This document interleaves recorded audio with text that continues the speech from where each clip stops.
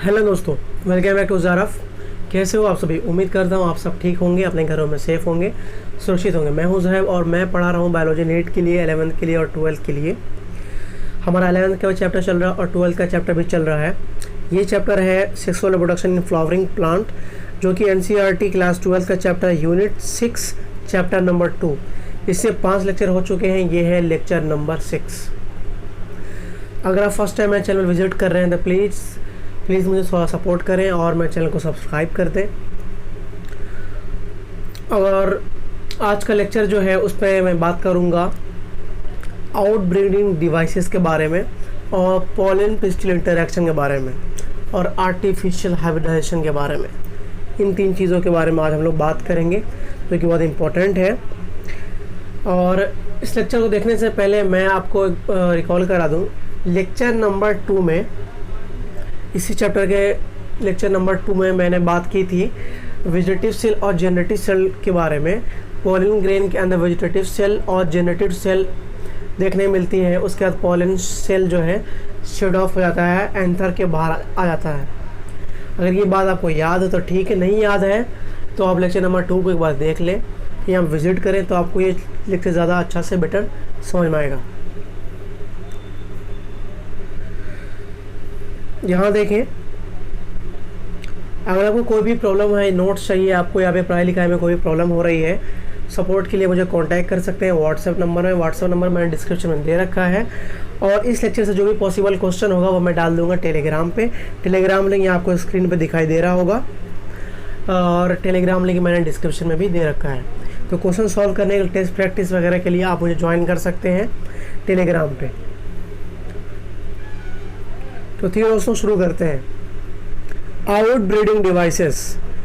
Majority of flowering plants produce hermaphrodite flowers, and pollen grains are likely to come in contact with the stigma of the same flower. Continued self-pollination result in inbreeding depression. ध्यान सुनिए मेरी बात को। जो flower hermaphrodite होते हैं, हार्मोफ्रोडाइट मतलब कि एक फ्लावर है जिसमें मेल और फीमेल दोनों रिप्रोडक्टिव पार्ट पाया जाता है, मतलब बाइसेक्सुअल फ्लावर वही होता है हार्मोफ्रोडाइट फ्लावर। तो हार्मोफ्रोडाइट फ्लावर ज़्यादातर प्लांट जो होता है वो हार्मोफ्रोडाइट फ्लावर को ही प्रोड्यूस करता है। तो हार्मोफ्रोडाइट फ्लावर होने की वजह से क्या होता है कि उसी सेम फ्लावर का पॉलन ग्रेन एंथर से निकल के उसी फ्लावर के स्टिग्मा के ऊपर लैंड कर जाता है, तो सेल्फ पॉलिनेशन हो जाता है। तो हार्मोफ्रोडाइट फ्लावर की वजह से क्या होता है, सेल्फ पॉलिनेशन हो जाता है। ठीक है, अगर कंटिन्यूड सेल्फ पॉलिनेशन, लगातार अगर सेल्फ पॉलिनेशन होता रहा तो इनब्रीडिंग डिप्रेशन देखने मिलेगा। इनब्रीडिंग डिप्रेशन क्या है? मतलब कि अगर कंटिन्यूस सेल्फ पॉलिनेशन होता रहा, उस कंटिन्यूसली सेल्फ पॉलिनेशन की वजह से जो नया पॉपुलेशन तैयार हो रहा है प्लांट का, वो प्लांट का पॉपुलेशन जो है फिट नहीं रहेगा। ठीक है, फिट नहीं रहेगा और ज़्यादा लंबा सर्वाइव भी नहीं कर पाएगा। ठीक है, तो वो होता है इनब्रीडिंग डिप्रेशन। तो ये इनब्रीडिंग डिप्रेशन जो है होता है किसकी वजह से? अगर कंटिन्यूसली सेल्फ पॉलिनेशन होता रहा और सेल्फ पॉलिनेशन की वजह से सेल्फ पॉलिनेशन होने की वजह से पूरा पॉपुलेशन तैयार हो गया, तो उस पॉपुलेशन में जो भी प्लांट होंगे सारे के सारे अनफिट होंगे, सारे के सारे सर्वाइव करने में उन्हें प्रॉब्लम होगी। ठीक है, और बहुत सी प्रॉब्लम होगी, तो वो होता है inbreeding depression. Flowering plant have developed many devices to discourage self pollination and to encourage cross pollination. तो फ्लावरिंग प्लांट जो है, फूल देने वाले पौधे जो हैं, उन्होंने बहुत से तरीके निकाले हैं, बहुत से तरीके अपनाए हैं प्लांट ने बहुत से तरीके अपनाए हैं ताकि उनका जो है सेल्फ पॉलिनेशन रुक सके और क्रॉस पॉलिनेशन हो सके। और समझ में, प्लांट ने बहुत से तरीके अपनाए हैं ताकि वो प्लांट जो है सेल्फ पॉलिनेशन से बच सके और क्रॉस पॉलिनेशन कर सके। तो वो तरीके क्या है उनकी बात करेंगे हम लोग। ठीक है, पहला तरीका देखिए क्या है। इन some species pollen release and stigma receptivity are not synchronized। देखिए कुछ स्पीसीज में क्या होता है, एक फ्लावर है जो कि बाइसेक्सुअल है, तो उस बाइसेक्सुअल फ्लावर में क्या है, स्टिग्मा एंथर दोनों आसपास है। तो फ्लावर सेल्फ पॉलिनेशन से बचने के लिए क्या करेगा, देखिए जिस टाइम एंथर से एंथर से पॉलन ग्रेन बाहर आएगा, जिस टाइम एंथर से पॉलन ग्रेन बाहर निकलेगा उस वक्त स्टिग्मा जो है एक्टिव नहीं रहेगा। ये पहला तरीका है। पहला तरीका क्या है कि पॉलन ग्रेन जिस टाइम रिलीज हो रहा है उस वक्त स्टिग्मा एक्टिव नहीं होगा। तो एज अ रिजल्ट क्या देखने मिलेगा, पॉलन ग्रेन स्टिग्मा में पहुंच भी जाएगा तो सेल्फ पॉलिनेशन नहीं होगा। क्यों नहीं होगा, क्योंकि स्टिग्मा एक्टिव नहीं है। ठीक है, तो यहाँ पे ये पहला तरीका है, pollen release and stigma receptivity are not synchronised. इस टाइम पॉलन ग्रेन रिलीज होगा उस वक्त स्टिग्मा एक्टिव नहीं रहेगा। ठीक है, पहला तरीका सेल्फ पॉलिनेशन से बचने का। दूसरा आते हैं, either the pollen is released before the stigma becomes receptive और stigma become receptive much before the release of pollen. ये पहला तरीका का ही थोड़ा सा डिस्कशन यहाँ पे किया हुआ है। ये पहला तरीका है जो रेड मैंने मार्क कर रखा है। पहला डिवाइसेस ये है, इनब्रीडिंग डिवाइसेस, आउटब्रीडिंग डिवाइसेस। तो आउटब्रीडिंग डिवाइसेस पहला ये है, उसका ये यहाँ पे कुछ डिस्कशन है। यहाँ पे कह रहा है कि पॉलन ग्रेन रिलीज हुआ स्टिग्मा के एक्टिव होने से बहुत पहले, ठीक है, तब सेल्फ पॉलिनेशन से बच सकते हैं। और दूसरा कह रहा है स्टिग्मा जो है पॉलन ग्रेन के रिलीज होने से बहुत पहले ही एक्टिव है। ठीक है, स्टिग्मा क्या पहले ही से एक्टिव है, अब पॉलन ग्रेन बहुत बाद रिलीज हो रहा है। जब पॉलन ग्रेन रिलीज हुआ उस वक्त स्टिग्मा डीएक्टिव हो गया। ऐसा दो तरीका। पहला तरीका स्टिग्मा एक्टिव नहीं है, पॉलन ग्रेन पहले रिलीज हो गया। दूसरा तरीका स्टिग्मा बहुत पहले एक्टिव हो गया लेकिन बाद में, बहुत बाद में पॉलन ग्रेन रिलीज हुआ। ठीक है, तो इस पहले तरीकों को दिमाग में रखना है। बाद में दूसरा तरीका पे, in some species the anther and the stigma are placed at different position so that the pollen can not come in contact with the stigma of the same flower. दूसरा तरीका ये है कि एक फ्लावर है, ठीक है, और ये थोड़ा बड़ा फ्लावर है, तो इस बड़े फ्लावर होने का जो फ़ायदा ये होगा कि स्टिग्मा सपोज यहाँ पर है और एंथर यहाँ पर है, तो दोनों में क्या हुआ, डिस्टेंस थोड़ा ज़्यादा हो गया। तो इस डिस्टेंस की वजह से भी क्या होगा, सेल्फ पॉलिनेशन से प्लांट जो है बच जाएगा। ठीक है, तो डिफरेंट पोजीशन पे अगर है स्टिग्मा और एंथर तो भी सेल्फ पॉलिनेशन से बच सकते हैं। ये दूसरा तरीका। Both this devices prevent autogamy. तो ये दोनों डिवाइसेस, ये दोनों तरीका जो है, ये दोनों तरीका, पहला तरीका ये वाला, दूसरा तरीका ये वाला, ये दोनों तरीका जो है ऑटोगेमी को प्रिवेंट करता है। अब ऑटोगेमी क्या होता है मैं आपको पढ़ा चुका हूँ लेक्चर नंबर 3 में। The third device to prevent inbreeding is self incompatibility। तीसरा तरीका ये है। तीसरा तरीका जो है सेल्फ पॉलिनेशन से बचने का, कि प्लांट जो है सेल्फ इनकॉम्पेटिबल है। मतलब कि ये हुआ,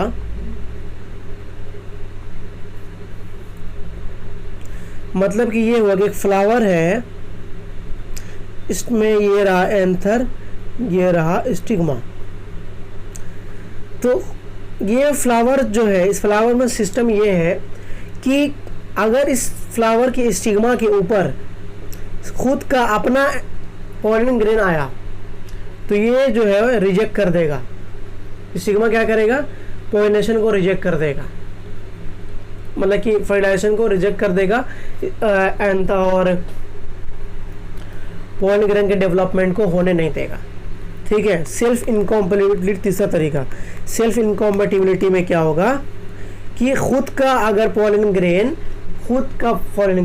खुद ही के अपने ही प्लांट का पॉलन ग्रेन, अपने ही प्लांट के, उसी प्लांट के स्टिग्मा पर अगर पॉलन ग्रेन जाता है तो स्टिग्मा जो है क्या करेगा, उसको रिजेक्ट कर देगा, ठीक है, क्योंकि सेल्फ इनकॉम्पेटिबिलिटी की वजह से, ठीक। तो स्टिग्मा जो है अपने खुद के प्लांट के पॉलन ग्रैंड को रिकॉग्नाइज नहीं करेगा। ये तीसरा तरीका है, ठीक। तो ये तीसरा तरीका कैसे काम करता है उसकी बात करते हैं हम लोग।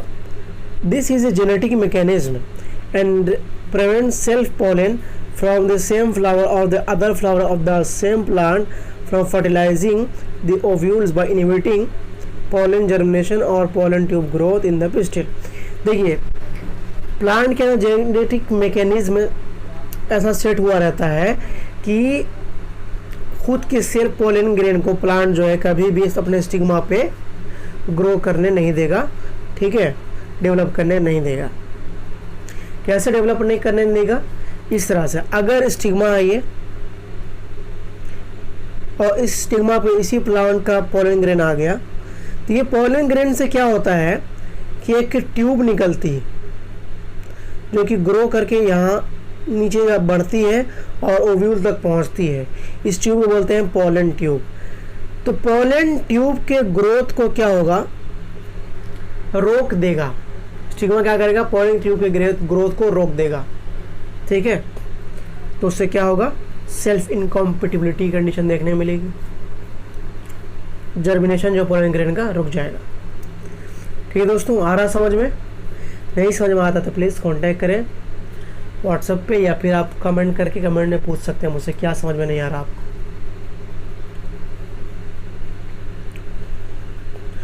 Another device to prevent self pollination is the production of the unisexual flower। देखिए चौथा डिवाइस क्या है, चौथा तरीका क्या है? चौथा तरीका ये है कि प्लांट जो है यूनिसेक्सुअल फ्लावर का प्रोडक्शन करे। ये प्लांट है, इसमें जो फ्लावर है, ये फ्लावर यूनिसेक्सुअल है। इस फ्लावर में या तो सिर्फ मेल रिप्रोडक्टिव पार्ट है या तो सिर्फ फीमेल रिप्रोडक्टिव पार्ट है, ठीक है।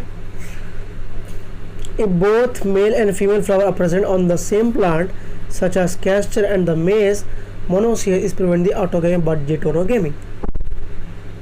चलिए मेरी बात को ध्यान सुनिए, यहाँ पे कह रहा है यूनिसेक्सुअल फ्लावर, यूनिसेक्सुअल प्लांट नहीं लिखा है यहाँ पर। क्या लिखा है?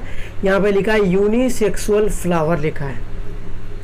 यूनिसेक्सुअल फ्लावर का यह मतलब हुआ कि ये जो प्लांट है, इस प्लांट में ये फ्लावर अगर फीमेल फ्लावर है, मतलब कि इस फ्लावर के पास फीमेल रिप्रोडक्टिव पार्ट है, तो इस फ्लावर के पास मेल रिप्रोडक्टिव पार्ट होगा, ठीक है।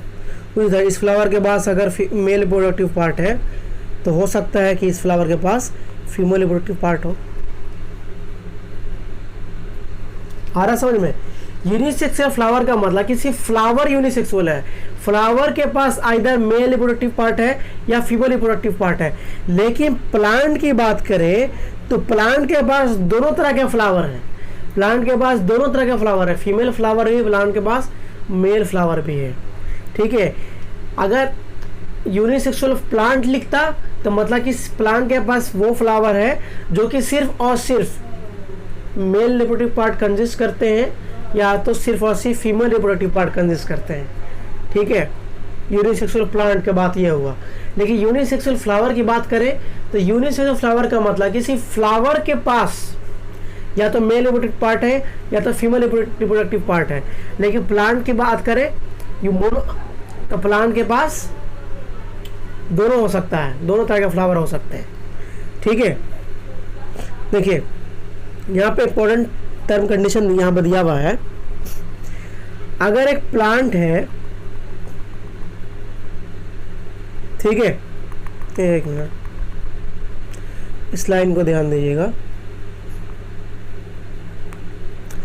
एक प्लांट है, वो प्लांट बाइसेक्सुअल है, लेकिन उस प्लांट का फ्लावर जो है वो क्या है, मोनोसेक्सुअल, यूनिसेक्सुअल है, ठीक है। ये प्लांट बना रहा हूं मैं, सब फ्लावर, ठीक है। ये प्लांट जो है बाइसेक्सुअल है, मतलब ठीक है, लेकिन फ्लावर यूनिसेक्सुअल है। इसका मतलब ये होगा कि हो सकता है ये फ्लावर फीमेल फ्लावर हो और हो सकता है ये फ्लावर मेल फ्लावर, ठीक है। तो बाइसेक्सुअल फ्लावर है, सॉरी बाइसेक्सुअल प्लांट है, यूनिसेक्सुअल फ्लावर है, तो इस केस में क्या होगा कि ऑटोगैमी प्रिवेंट होगा लेकिन जीटोनोगैमी प्रिवेंट नहीं होगा। ऑटोगैमी हो नहीं होगा लेकिन जीटोनोगैमी का चांसेस है। ठीक, तो एग्जांपल है कैस्टर और mess. In several species such as papaya, the male and female flower are present on the different plants. That is, each plant is either male or the female dioic. This condition prevent both autogamy and the जीटोनोगमी। ध्यान सुनिए, unisexual flower मतलब कि flower के पास male reproductive part है या फिर female. Unisexual plant मतलब कि प्लांट के पास जो फ्लावर है वो फ्लावर सिर्फ और सिर्फ मेल रिप्रोडक्टिव पार्ट कंसिस्ट करता है या तो सिर्फ और सिर्फ फीमेल रिप्रोडक्टिव पार्ट कंसिस्ट करता है। ठीक है, मान ली कि ये जो है सनफ्लावर का प्लांट है, ये भी सनफ्लावर का प्लांट है, सपोज कर रहा हूँ मैं। ठीक, और क्या है कि ये प्लांट जो है मेल प्लांट है, मतलब कि ये प्लांट में सिर्फ और सिर्फ मेल फ्लावर है और इस प्लांट में फीमेल फ्लावर है। मतलब ये प्लांट जो है फीमेल प्लांट, ये प्लांट हो गया मेल प्लांट। तब इस केस में क्या होगा, तब इस केस में ये होगा कि जीटोनोगैमी और ऑटोगैमी दोनों नहीं होंगे। ठीक है, जीटोनोगैमी और ऑटोगैमी दोनों नहीं होंगे, दोनों प्रिवेंट हो जाएंगे। ठीक है, आ रहा समझ में? तो क्लियर हुआ कॉन्सेप्ट। बाइसेक्सुअल फ्लावर क्या होता है, यूनिसेक्सुअल फ्लावर क्या होता है, और बाइसेक्सुअल प्लांट क्या होता है, यूनिसेक्सुअल प्लांट क्या होता है।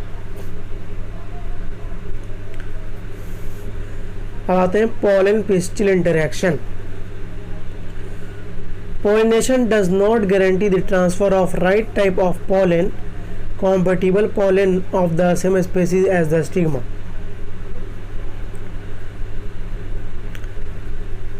देखिए, जब पॉलिनेशन होता है, पॉलिनेशन का मतलब क्या, एंथर से पॉलन ग्रेन का निकलना और स्टिग्मा पर पहुंचना। तो यहाँ पे ये बात कह रहा है, जब पॉलिनेशन होता है तो ज़रूरी नहीं है कि इस स्टिग्मा पे वही पॉलन ग्रेन पहुंचे जो पॉलन ग्रेन के लिए स्टिग्मा कॉम्पेटिबल है। ठीक है, ज़रूरी नहीं है ऐसा। Often the pollen of wrong type either from the other species or the from same plant, it is self incompatible, also land on the stigma. तो यहाँ पे कह रहा है कि ज़रूरी नहीं है कि ये पॉलन ग्रेन जो स्टिग्मा में पहुँच रहा है वो पॉलन ग्रेन जो है इस स्टिग्मा पे ग्रो कर जाएगा, ये स्टिग्मा उस पॉलन ग्रेन को ग्रो करा देगा। ठीक है, जर्मिनेट करा देगा। ज़रूरी नहीं है कि हमेशा right type of pollen grain पहुँचे स्टिग्मा पे। ठीक है, कभी कभी क्या होता है कि wrong type of pollen grain, मतलब कि वो पॉलन ग्रेन जो स्टिग्मा के लिए कॉम्पेटिबल नहीं है, वैसे भी पॉलन ग्रेन स्टिग्मा पे पहुंच जाते हैं। ठीक, the pistil has the ability to recognise the pollen whether it is of the right type compatible और of the wrong type incompatible. तो पिस्टिल जो होता है, पिस्टिल मतलब कि फीमेल रिप्रोडक्टिव पार्ट, तो पिस्टिल जो होता है उसके पास एबिलिटी होती है, पिस्टिल के पास, कि पहचानने की कि कौन सा पॉलन ग्रेन स्टिग्मा के लिए कॉम्पेटिबल है और कौन सा पॉलन ग्रेन उस स्टिग्मा के लिए कॉम्पेटिबल नहीं है। ठीक है, राइट टाइप पॉलन ग्रेन और wrong type of pollen grain को पहचानने की एबिलिटी होती है पिस्टिल के पास। If it is of right type, the pistil accept the pollen and promotes post pollination event that leads to fertilization. अगर right type of pollen grain जो है पहुंच जाता है स्टिग्मा पे तो क्या होगा, तो होगा ये कि स्टिग्मा जो है वो क्या ग्रो होने दे देगा पॉलन ग्रेन को। ठीक है, पॉलन ग्रेन उस पर ग्रो होगा और फिर पोस्ट पॉलिनेशन होगा और फर्टिलाइजेशन हो जाएगा। ठीक है, अगर right type of pollen grain pistil पे पहुंचा, स्टिग्मा पे पहुंचा, तो पिस्टिल क्या करेगा, उसको एक्सेप्ट कर लेगा और आगे के प्रोसेस के लिए फॉरवर्ड कर देगा। If pollen grain wrong type, अगर pollen grain wrong type of pollen grain पहुंचा, the pistil reject the pollen by preventing the pollen germination on the stigma और the pollen tube growth in the style. अगर wrong type of pollen grain पहुंचा pistil stigma पे, तो pistil क्या करेगा, उस pollen grain को रिजेक्ट कर देगा और पोलन ग्रेन का जो पोलन ग्रेन्स जो पोलन ट्यूब निकल रही है उस पोलन ट्यूब के ग्रोथ को रोक देगा। ठीक है, आ रहा समझ में? The ability of pistil to recognize the pollen followed by its acceptance or rejection is the result of a continuous dialogue between the pollen grain and the pistil। देखिए, तो ये जो एबिलिटी है पिस्टिल के बाद पोलन ग्रेन को पहचानने की, पोलन ग्रेन को रिजेक्ट करने की, पोलन ग्रेन को एक्सेप्ट करने की, ये जो है, ये एबिलिटी जो है किस वजह से हो रही है? ये एबिलिटी जो है पिस्टिल के पास result of a continuous dialogue between the pollen grain and the pistil. Pollen grain और पिस्टिल के बीच में कंटिन्यूअसली इंटरेक्शन जो होता रहता है, इंगेजमेंट होता रहता है, इसके वजह से पिस्टिल जो है हमेशा पहचानता रहता है कि कौन सा पोलन ग्रेन जो है कॉम्पेटिबल, कौन सा नहीं है। ठीक है, कंटिन्यूअसली इंगेजमेंट की वजह से, क्योंकि पिस्टिल पर हमेशा, पिस्टिल के स्टिग्मा पर हमेशा पोलन ग्रेन आता रहता है, तो हमेशा वो कंटिन्यूसली पहचानता रहता है, उसकी पहचानने की एबिलिटी जो होती है बरकरार रहती है पिस्टिल की। This dialogue is mediated by chemical component of the pollen interacting with those of the pistil. तो ये इंगेजमेंट कैसे बरकरार रहता है, ये पहचानने वाला तरीका कैसे बरकरार रहता है, ये इस तरह से बरकरार रहता है कि कोई पोलन ग्रेन जब स्टिग्मा पर आता है तो वो पोलन ग्रेन जो है स्टिग्मा पर पहुंचने के बाद एक तरह केमिकल रिलीज करता है। ठीक है, उस केमिकल को पिस्टिल जो है पहचानता है। ठीक है, रिकॉग्नाइज करता है कि वो जो है केमिकल, उस केमिकल रिकॉग्नाइज करेगा तो उसके बाद डिसाइड कर लेगा कि वो पोलन ग्रेन रॉन्ग टाइप है या राइट टाइप है। ठीक है, तो पोलन ग्रेन स्टिग्मा पर आएगा और केमिकल रिलीज करेगा। उस केमिकल के जरिए पिस्टिल जो है पोलन ग्रेन राइट टाइप है या पोलन ग्रेन रॉन्ग टाइप है उसको रिकॉग्नाइज कर लेगा। ठीक है, आ रहा समझ में? The pollen grain germinates on stigma to produce a pollen tube through one of the germ pore। देखिए, pollen grain, suppose pollen grain है, पोलन ग्रेन के ऊपर शेल में छोटे छोटे बढ़ाया था पोलन ग्रेन के बारे में। पोलन ग्रेन का ऊपर लेयर होता है एक्साइन, अंदर का लेयर होता है इंटाइन। एक्साइन बना होता है स्पोरोपोलिन से और छोटे छोटे उसमें पोर देखने मिलते हैं, ऐसे छोटे जो पोर देखने मिलते हैं स्पोर को। ठीक है, इसी पोर के जरिए पोलन ट्यूब जो है पोलन ग्रेन से बाहर आता है। ठीक है, the content of pollen grain move into the pollen tube grows through the tissue of the stigma and style and reaches the ovary। चलिए इस फिगर को देखते हैं क्या कह रहा है, फिगर देख के समझाते हैं। ये फिगर जो है ये एनसीईआरटी फिगर है, ये फिगर, ये वाला फिगर, ये फिगर कहता है, ये फिगर ये बता रहा है पोलन ट्यूब का ग्रोथ। ठीक है, from the germ pore of the pollen grain. देखिए, ये फिगर ये बात दर्शा रहा है कि पोलन ग्रेन से पोलन ट्यूब बाहर निकला। ठीक है, जर्म पोर के थ्रू पोलन ग्रेन से पोलन ट्यूब बाहर निकला। ठीक, ये फिगर ये बात बता रहा है। दूसरा फिगर देखते हैं क्या बताता है। दूसरा फिगर ये बता रहा है कि पोलन ट्यूब जो है पोलन ग्रेन से बाहर निकला। इस फिगर के बाद वाला प्रोसेस है। पोलन ट्यूब जो है पोलन ग्रेन से बाहर निकला और ये ट्यूब जो है स्टाइल में इंटर कर गया। ऐसे स्टिग्मा पे पोलन ग्रेन आया और उससे पोलन ट्यूब निकला और ये जो लंबा वाला पार्ट है इसको बोलते हैं स्टाइल। बताइए होगा आपको, मैंने पढ़ाया था। देखिए ये इतना है स्टाइल, ये इतना है स्टिग्मा, और ये इतना है ओवरी। पोलन ट्यूब से पोलन ग्रेन से निकला, इस फिगर में दिख रहा हम लोग को, ठीक। और पोलन ट्यूब स्टिग्मा के पोलन स्टाइल में पहुंचा, इस वाले रीजन स्टाइल में, वो ये वाले फिगर में दिख रहा, ठीक। तो फिगर को ध्यान से देख लीजिए, समझ लीजिए।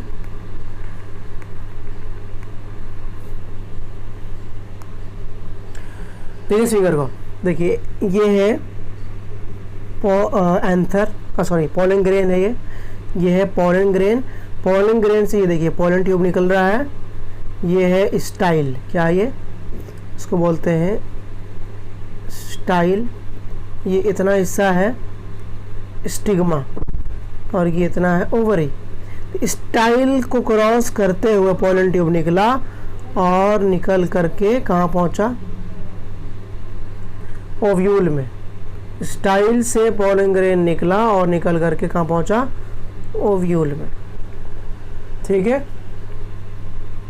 तो फिगर को ध्यान से देखिए, लेबलिंग की हुई फिगर में ये पोलन ट्यूब दिख रहा आपको। तो ये जो पोलन ग्रेन दिख रहा है, ये सब wrong type of pollen grain था, इसलिए देखिए इसका अब जो पोलन ट्यूब का जो ग्रोथ है यहाँ पर आकर के रुक गया है, यहाँ पर आकर के रुक गया है, इसका ग्रोथ यहाँ पर आकर के रुक गया है। क्यों रुक गया, क्योंकि ये रॉन्ग टाइप पोलन ग्रेन था, इसलिए पिस्टिल ने पोलन ट्यूब के ग्रोथ को रोक दिया। आगे बढ़ते हैं। In some plants pollen grain are shed at two celled condition, vegetative cell and the generative cell. मैंने को पढ़ाया था लेक्चर नंबर 2 में, जब पोलन ग्रेन एंथर के बाहर आता है, ठीक है, तो वो पोलन ग्रेन जो है उसके अंदर 2 सेल देखने मिलती है, एक वेजिटेटिव सेल और एक जेनरेटिव सेल। इसको बोलते हैं पोलन ग्रेन का बाहर आना, पोलन ग्रेन का शेड ऑफ होना एंथर से 2 सेल स्टेज में, ठीक है। तो पोलन ग्रेन जब एंथर से बाहर आता है 2 सेल स्टेज में, तो पोलन ग्रेन में 2 सेल देखने मिलती है, वेजिटेटिव सेल और जेनेटिव सेल, ठीक। In such plant, the generative cell divides and form the 2 male gamete during the growth of the pollen tube in the stigma. फिर क्या होता है, जेनेटिव सेल जो होती है वो डिवाइड करती है, और डिवाइड करके गेमेट्स फॉर्म करती है, 2 मेल गेमेट फॉर्म करती है। और ये दोनों मेल गेमेट जो है पोलन ट्यूब के जरिए बहते हुए यहाँ ओव्यूल में पहुंच जाता है, समझा, आ रहा समझ में। देखिए यहाँ पे, in plant which shed pollen in the 3 cells condition, pollen tubes carry the 2 male gametes from the beginning. देखिए ध्यान से सुनिए मेरी बात को। जो पोलन ग्रेन 2 सेल स्टेज में एंथर के बाहर आया, उसमें सिर्फ 2 सेल है, एक सेल इधर एक सेल इधर, वेजिटेटिव सेल और जेनेटिव सेल, ठीक। जब ये एंथर जो है यहाँ पे आकर लैंड करेगा स्टिग्मा पे, सॉरी ये पोलन, जब ये पोलन ग्रेन जो लैंड करेगा स्टिग्मा पे, ठीक है, तब इस पोलन ग्रेन के अंदर की जो जेनेटिव सेल है वो डिवाइड करके 2 मेल गेमेट फॉर्म करेगी, और फिर दोनों मेल गेमेट पोलन ट्यूब के जरिए पहुंच जाएगा ओव्यूल के पास, ठीक। ये 2 सेल स्टेज के लिए।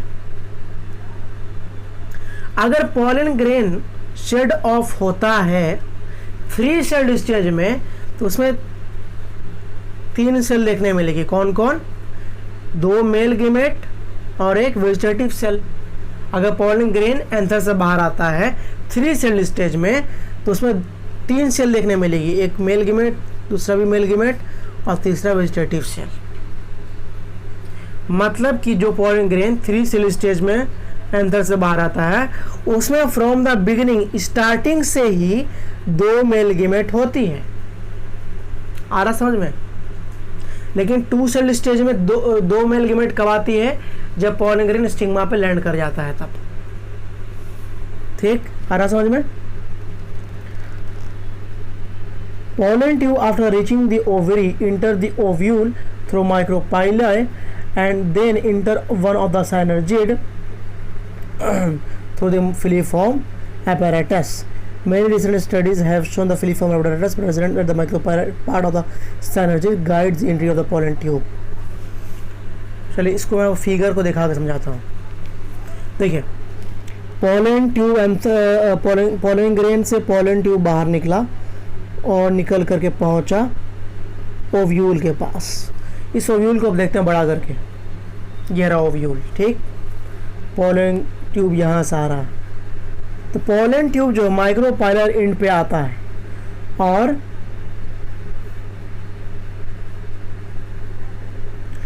ये देख रहे हैं ये वाला स्ट्रक्चर, इसको बोलते हैं फिलीफॉर्म अपैरेटस। फिलीफॉर्म अपैरेटस क्या करता है कि पोलन ट्यूब की एंट्री को गाइड करता है। पोलन ट्यूब आया, फिलीफॉर्म अपैरेटस के जरिए, फिलीफॉर्म अपैरेटस जरिया है, रास्ता ऐसा है जिस रास्ते के जरिए जो है पोलन ट्यूब इंटर करेगा साइनर्जिड में। ये बड़ी वाली सेल दिख रही है, साइनर्जिड है, ये साइनर्जिड। ठीक है, देखिए यहाँ पे क्या लिख रहा है, पोलन ट्यूब जो ओवरी के पास पहुंचेगा, ओव्यूल में इंटर करेगा माइक्रोपाइले एंड से। कहाँ से इंटर किया? माइक्रोपाइले एंड से। ठीक, फिर आइए, the inter one of the साइनर्जिड, किसी एक साइनर्जिड में इंटर करेगा, इस साइनर्जिड में इंटर करेगा या इस साइनर्जिड में इंटर करेगा पोलन ट्यूब। कैसे इंटर करेगा दिखाता हूँ। इंटर करेगा through the filiform apparatus, filiform apparatus के जरिए। देखिए फिलीफॉर्म अपैरेटस कहाँ पे, ये रहा फिलीफॉर्म अपैरेटस, यहाँ रहा फिलीफॉर्म अपैरेटस। ठीक, आगे बढ़ते हैं। All these events from the pollen tube deposition on the stigma until pollen tube enter the ovule are together referred to as pollen pistil interaction. ध्यान सुनिए, pollen pistil interaction अब किसको कहा जा रहा है? सपोज करिए स्टिग्मा है। ठीक, क्या है? स्टिग्मा। स्टिग्मा के ऊपर पोलन ग्रेन आया। ठीक, अब सुनिए बात को मेरे ध्यान से। पोलन ग्रेन का स्टिग्मा पे आ जाने के बाद से पोलन ट्यूब का निकलना और पोलन ट्यूब का ग्रो करके ओव्यूल तक पहुंचना, ओव्यूल तक पहुंच जाना, एंट्री से पहले पहले तक। ठीक है, सारे प्रोसेस को बोलते हैं पोलन पिस्टिल इंटरैक्शन। देखिए क्या बोल रहा है, pollen from pollen deposition, pollen grain के स्टिग्मा पे आ जाने के बाद until pollen tube enter the ovule, जब तक पोलन ट्यूब ओव्यूल में इंटर नहीं कर जाता तब तक के प्रोसेस को रेफर करते हैं पोलन पिस्टिल इंटरैक्शन। जैसे पोलन ट्यूब जो है इंटर करेगा ओव्यूल में, उसके बाद से दूसरी प्रोसेस चलेगी। पोलन पिस्टिल इंटरैक्शन सिर्फ स्टिग्मा पर पोलन ग्रेन आ गया, अब पोलन ग्रेन से पोलन ट्यूब निकला, ओव्यूल तक पहुंचा, ओव्यूल तक पहुंचा, ओव्यूल में इंटर नहीं किया, पहुंचा, वहां तक के प्रोसेस को बोलेंगे पोलन पिस्टिल इंटरैक्शन। ठीक है, आया समझ में? Pollen germination by dusting some pollen from flowers such as pea, chickpea, crotalaria, balsam vinca on glass slide containing a drop of sugar solution about 10%. After 15 to 30 minutes, observe the slide under the low power lens of the microscope. You are likely to see pollen tube coming out of the pollen grain. देख यहाँ पे एक experiment है, अगर आपको देखना है pollen tube pollen grain से बाहर आते हुए। ठीक है, पोलन ट्यूब को देखना पोलन ग्रेन से बाहर आते हुए, तो आप इस एक्सपेरिमेंट को करेंगे तो आपको देखने मिलेगा। देखिए ये एक्सपेरिमेंट क्या रहा है, एक गिलास स्लाइड लिए हैं, इस गिलास स्लाइड पे एक बूंद हमने डाल दिया है sugar solution.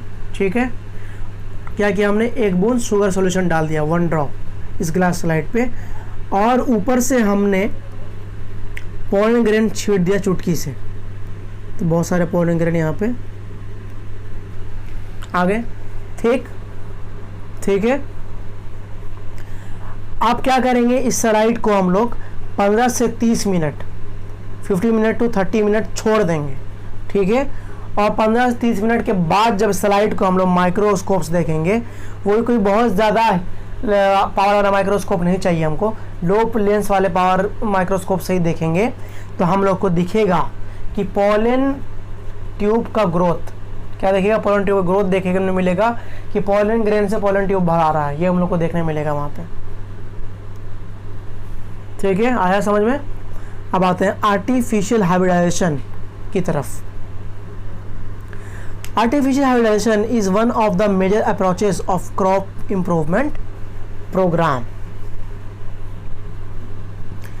In such crossing experiment, it is important to make sure that only the desired pollen grain are used for pollination and the stigma is protected from the contamination from unwanted pollen. देखिए artificial hybridisation क्या होता है। Artificial hybridisation मतलब कि pollination कराना खुद से, हम लोग अपने डिज़ायर के ज़रिए अपने मन मुताबिक पोलन ग्रेन लाएंगे और स्टिग्मा पे डाल देंगे, ये होता है आर्टिफिशियल हाइब्रिडाइजेशन। अपने मन मुताबिक कोई भी प्लांट का पोलन ग्रेन हम लाएंगे और स्टिग्मा पे जाके डाल देंगे, ये होता है आर्टिफिशियल हाइब्रिडाइजेशन। ठीक है, अपना डिज़ायर पोलन ग्रेन स्टिग्मा पे डालना, ठीक है, और उसको ग्रो कराना, तो वो होता है आर्टिफिशियल हाइब्रिडाइजेशन। तो आर्टिफिशियल हाइब्रिडाइजेशन कैसे करते हैं, देखिए कैसे करता है artificial hybridisation. Artificial hybridisation is achieved by emasculation and bagging technique. Artificial hybridisation emasculation और बैगिंग टेक्निक के जरिए होता है, ठीक है। If the female parent bear bisexual flower, removal of anther from the flower bud before the anther dehisces using a pair of forcep is necessary. देखिए एक flower है जो कि बाइसेक्सुअल है, एक फ्लावर जो कि बाइसेक्सुअल है, मतलब उस फ्लावर में मेल रिप्रोडक्टिव पार्ट और फीमेल रिप्रोडक्टिव पार्ट दोनों है, मतलब कि स्टिग्मा और एंथर आसपास है, दोनों है। तो एंथर के फटने से पहले हम लोग क्या करेंगे, स्टामेन को हटा देंगे। स्टामेन क्या है, male reproductive part, still female reproductive part. तो एंथर जो होता है वो स्टामेन में देखने मिलता है, सब पता होगा, मैं पढ़ा चुका हूँ ये सारी चीज़ें। तो स्टामेन को क्या करेंगे, अगर बाइसेक्सुअल फ्लावर है और उस बाइसेक्सुअल फ्लावर में हम लोग आर्टिफिशियल हाइब्रिडाइजेशन कराना चाहते हैं, तो हम लोग क्या करेंगे कि एंथर के फटने से पहले एंथर को फट करके पोलन ग्रेन बाहर ना आ जाए, ऐसा ना हो जाए, और ऐसा होने से पहले ही हम लोग स्टामेन को हटा देंगे, ठीक, उसको बोलेंगे इमास्कुलेशन। ठीक है, इस फिगर को, ये है फोर्सेप की मदद से यहाँ पे क्या हो रहा है कि स्टामेन को रिमूव कर दे रहे हैं, ताकि स्टामेन का जो एंथर है उसमें से पोलन ग्रेन निकल करके स्टिग्मा पे ना चला जाए। ठीक है, तो क्या करेंगे, स्टामेन को रिमूव कर दिया ताकि कोई दूसरा पोलन ग्रेन जो है स्टिग्मा पे ना पहुंचे, उसको बोलेंगे इमास्कुलेशन। स्टामेन का रिमूव कर देना, हो गया emasculation. Emasculated flower have to be covered with a bag of suitable size, generally made up of butter paper or to prevent contamination of its stigma with unwanted pollen. This process is called bagging. अब क्या करेंगे, उस flower में से क्या, अगर bisexual flower है तो स्टामेन को रिमूव कर दिया, और रिमूव करने के बाद उस फ्लावर को हम क्या करेंगे, कवर कर देंगे, कोई पैकिंग कर देंगे। ठीक है, क्या करेंगे, पैकिंग कर देंगे उस फ्लावर की, उसको बोलेंगे बैगिंग। ये बैगिंग से क्या होगा, बैगिंग करने से ये फ़ायदा होगा कि फ्लावर जो है, सपोज कि ये फ्लावर है, इसमें से हम लोग ने क्या किया, इमैस्कुलेशन किया, मतलब कि स्टामेन को रिमूव किया, और रिमूव करने के बाद इसको ऊपर से कवर कर दिया। कवर क्यों किया, इसलिए कवर किया ताकि कोई दूसरा पोलन ग्रेन आ करके इसके स्टिग्मा पे गिर ना जाए, ठीक है, इसलिए कवर किया हूँ, उसको बोलते हैं bagging. When the stigma of baked flower attain receptivity, mature pollen grain collected from the anther of the male parent are dusted on the stigma and the flower are rebaked and the fruit allowed to develop। देखिए bagging कर दिए थे, अब आगे की process क्या होगी, वापस अनबैग करेंगे।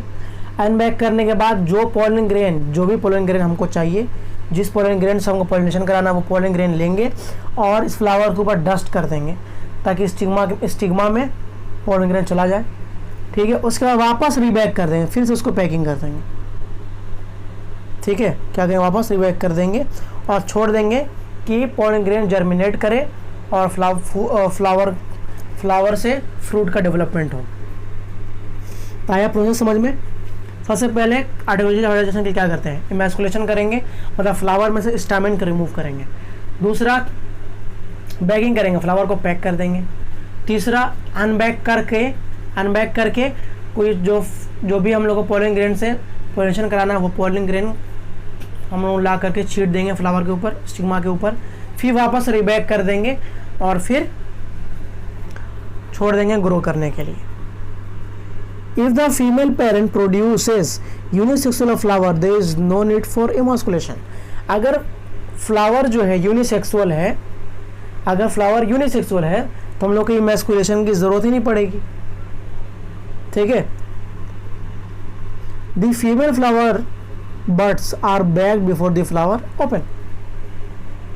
फीमेल फ्लावर को, अगर यूनिसेक्सुअल फ्लावर है, यूनिसेक्सुअल फ्लावर में फीमेल फ्लावर है, फीमेल फ्लावर फोकस करें, फ्लावर क्या है, फीमेल फ्लावर है, मतलब फ्लावर में फीमेल रिप्रोडक्टिव पार्ट है, तो उस फ्लावर के खुलने से पहले ही बैगिंग कर देते हैं। उस फ्लावर खुलने से पहले ही फ्लावर को पैक कर देते हैं, ठीक है, अगर यूनिसेक्सुअल फ्लावर है तो।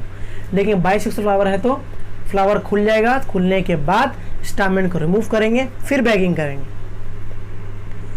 When a stigma becomes receptive, pollination is carried out using the desired pollen and the flower rebagged, ठीक है। तो फ्लावर को बैगिंग कर दिए थे हम लोग इमैस्कुलेशन की बाद, फ्लावर को क्या किया हम लोगों ने, इमैस्कुलेशन के बाद बैगिंग कर दिए, ठीक है। और फिर क्या करेंगे, जब स्टिग्मा एक्टिव हो जाएगा तो फ्लावर को अनबैग करने के बाद उसको वापस पोलन ग्रेन छीट के रीबैक कर देंगे। देखिए इस फिगर को, इस फिगर में क्या दिख रहा है, यहाँ पर बैगिंग दिख रही है, ऐसे ही फ्लावर की बैगिंग की जाती है। देखिए इसी तरह फ्लावर की बैगिंग कर दी जाती है। तो ठीक है दोस्तों, आज के लिए इतना ही, लेक्चर कंप्लीट हुआ। तो इस लेक्चर को देखने के बाद विजिट करें टेलीग्राम पे, टेलीग्राम लिंक डिस्क्रिप्शन दे रखा है, वहाँ पर आकर के क्वेश्चन सॉल्व कर पाएंगे। इस लेक्चर जो भी पॉसिबल क्वेश्चन होगा मैं वहाँ पर डाल दूँगा और आप सॉल्व कर पाएंगे। तो ठीक है दोस्तों, थैंक यू, मिलते हैं नेक्स्ट लेक्चर में।